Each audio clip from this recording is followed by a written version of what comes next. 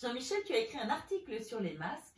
Est-ce que tu peux tout nous dire sur ces masques, justement? Alors, tout pas vraiment. Moi, je ne suis pas spécialiste des masques, je suis physicien. Donc, pour faire cet article, j'ai fait... Donc, déjà, je ne l'ai pas fait tout seul. Je l'ai fait avec mon collègue et ami Édouard Kerlik. Et on a procédé comme on fait tous les mois depuis 20 ans sur plein de sujets de physique. C'est-à-dire qu'on allait chercher les articles scientifiques qui en parlent. Tout ce qu'on a dit, c'est vérifié, ça vient de publications scientifiques. Et en plus, on a tous les deux lu et relu et vérifié ce qu'on disait, histoire d'être sûr qu'on a bien compris chacun. Et c'est des choses qui traitent de physique. Voilà. Donc, tout ce que la physique peut dire du masque, oui. Après, tout le reste, ça dépasse mes compétences et il faudra que les gens aillent voir ailleurs. D'accord. Alors, pour commencer, est-ce que tu peux nous dire un petit peu de quoi on veut se protéger exactement? Alors, ce dont on veut se protéger, c'est de toutes les particules qui peuvent avoir des virus qu'on va émettre. Alors, on en émet tout le temps. Alors, déjà, le plus, c'est quand on éternue. Plein de trucs, ça projette un jet de plein de particules. Quand on tousse. Et même aussi quand on parle, et même juste quand on respire. Ça fait beaucoup. Mais c'est pas, le truc, c'est que selon ces situations, c'est pas la même taille, c'est pas le même nombre. Donc en particulier, il y a des grosses gouttes qui sont du dixième de millimètre. Celles-là, elles peuvent aller un petit peu loin, etc. Et puis par contre, il y a des gouttes qui vont être plus petites, qui vont être du millième de millimètre, etc. D'accord. Et puis il y a les virus qui, eux, sont le démillième de millimètre. Bon, alors tout ça, c'est un petit peu abstrait. Est-ce que tu peux me dire à quel point c'est petit par rapport à ce qu'on peut connaître? Alors, pour comprendre, on va faire un petit zoom. On va comprendre, on va commencer avec notre monde à nous. Notre monde, c'est le monde qui va du mètre au millimètre. Nous, on fait à peu près 1 mètre, enfin un peu plus 1 mètre, voilà. Une balle de tennis, 10 cm. On fait un zoom d'un facteur 10, une pièce de monnaie, 1 cm. Et puis, le chat d'une aiguille, c'est de l'ordre d'1 millimètre. D'accord. Maintenant, on va faire un zoom d'un facteur 1000 pour voir le monde de ce qu'on peut voir au microscope. Alors ça, c'est à l'échelle, avec un petit effet de perspective. Donc, on retrouve le chat de la souris. Après, on a un fil. Le diamètre d'un fil, c'est 1/10 de millimètre. Ensuite, 10 fois plus petit, on a des cellules humaines, comme les cellules qu'on a dans la bouche, qui font 1/100 de millimètre. Et puis 10 fois plus petit encore, le millième de millimètre, qu'on appelle le micromètre, c'est des bactéries. Là, une petite bactérie qui s'appelle Escherichia coli. C'est des bactéries qu'on a dans le système digestif. D'accord. Voilà. Et ensuite, il faut refaire encore un zoom d'un facteur 1000 si on veut avoir le monde dans lequel il y a les virus. Alors en fait, là, le dessin qu'il y a, c'est pas le coronavirus, c'est un virus bactériophage. Le T4, il est super classe. Ah ouais. Non, il tue les bactéries. Donc ça, il est sympa, lui. D'accord. Voilà. Et donc, ce virus, en fait, il a une taille qui fait 1/10 de millimètre. C'est extrêmement petit. C'est extrêmement petit, mais pas si loin que ça. J'ai pas fait tant de zoom. Et puis ensuite, juste rapidement pour info, si on va aller encore un peu plus petit, on a le diamètre des brins d'ADN, qui sont de l'ordre du 100 millième de millimètre. Et puis, les atomes qu'il a, mais bon, voilà. Alors, revenons, le coronavirus, celui qui nous intéresse, en fait, il a la même taille à peu près que le virus bactériophage. Donc, il a une taille qui est de 1/10 de micromètre, soit 1/10 millième de millimètre. D'accord, ok. Et c'est donc de ça dont on veut se protéger ultimement. D'accord, très bien. Donc, en fait, pour les masques, il va falloir faire une passoire, une sorte de passoire, avec des trous plus petits que ce virus, si j'ai bien compris. Alors, c'est là qu'il y a un problème. C'est que si on fait un truc avec des trous qui sont aussi petits que ça, eh ben, on ne va pas pouvoir respirer à travers. L'air, il va avoir du mal à passer. Donc, pour fabriquer les masques, en fait, là, tu vois le schéma des masques du type, les masques qu'on appelle les FFP2, je dirais ce que c'est après. Eh bien, ces masques-là, il y a des matériaux qui sont là pour la structure. Et puis, au milieu, il y a un filtre. Et le filtre, il est constitué d'un matériau non tissé, de fibres. D'accord. Voilà. Et le diamètre de ces fibres, c'est de l'ordre de 5 millièmes de millimètre. Et les espaces entre les fibres, c'est plutôt de l'ordre du centième de millimètre.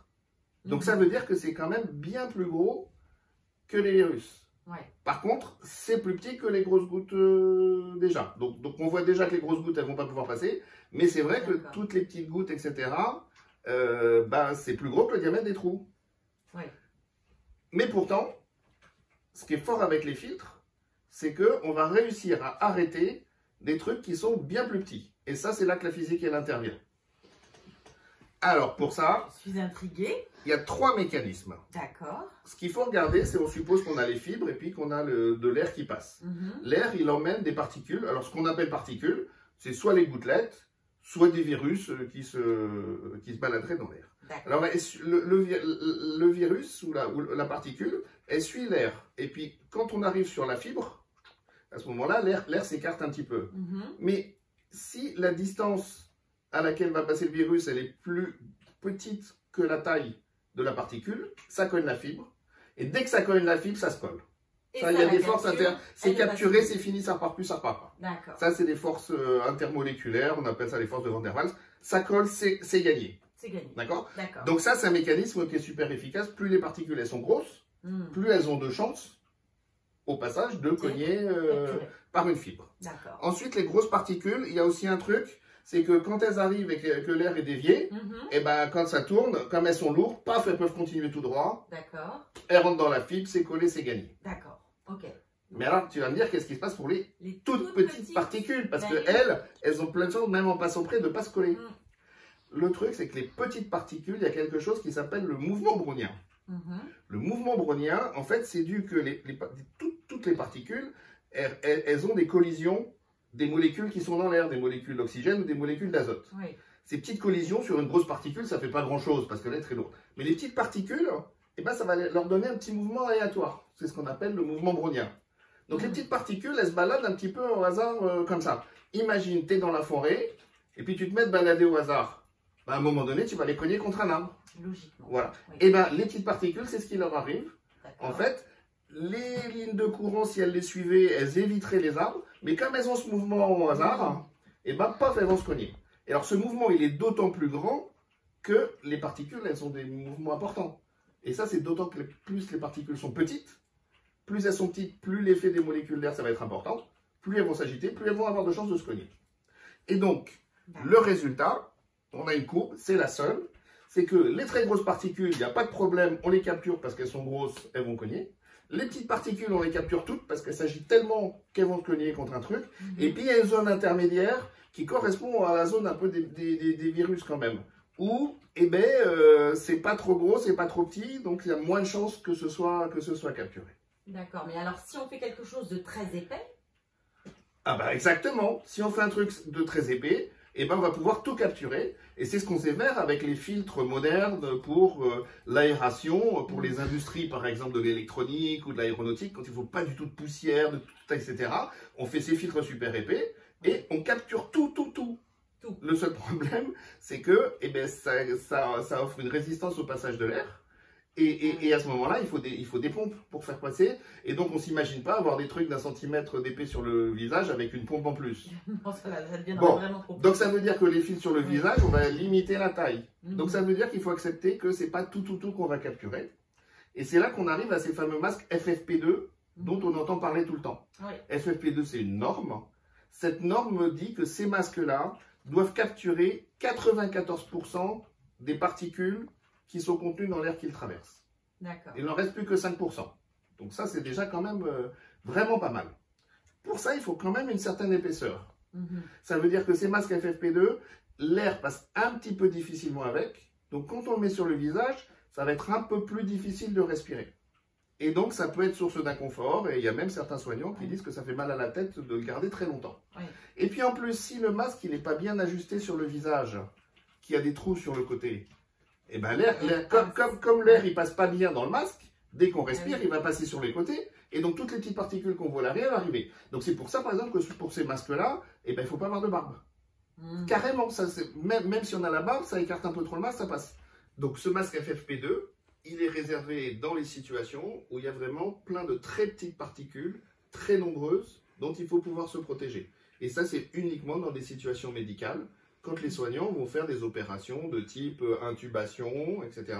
Là, ça fait plein de petites particules, il faut vraiment s'en protéger, il faut être très hermétique. Mais pour tout le reste des personnes qui ne sont pas dans ces opérations de soins, toutes ces petites particules, en fait, elles vont pas très loin, elles vont tomber, et puis ça se dilue dans l'air, et donc c'est pas gênant. Et ce que montrent les études, c'est qu'il n'y a pas de transmission par l'air du virus, comme d'autres types de particules. Donc en fait, ce qu'il faut, c'est se protéger des gouttelettes. Et donc à ce moment-là, les masques qu'on appelle les masques type chirurgicaux, qui sont des masques dans lesquels il y a toujours un filtre qui est mis, qui est tenu dans le virage, mais il n'y a pas besoin que ce soit hermétique.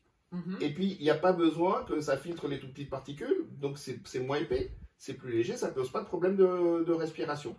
Et donc là, ces masques, ils vont protéger à la fois de quand on tousse, on éternue et qu'on parle, toutes les particules qui sont émises, elles sont retenues par le masque. Et ensuite, si on est en face de quelqu'un qui tousse, qui éternue, ça peut stopper ces particules-là. Donc ça va avoir sa utilité, voilà, son masque-là. Et si on n'est pas dans des situations extrêmes, ça suffit largement. C'est vraiment un sujet très dense, on a appris plein de choses. Donc, merci Jean-Michel. Alors, merci Jean-Michel et Édouard. Et Édouard. Parce que l'article, on l'a fait à deux. Bah oui. Voilà. Merci Édouard. Et merci la physique.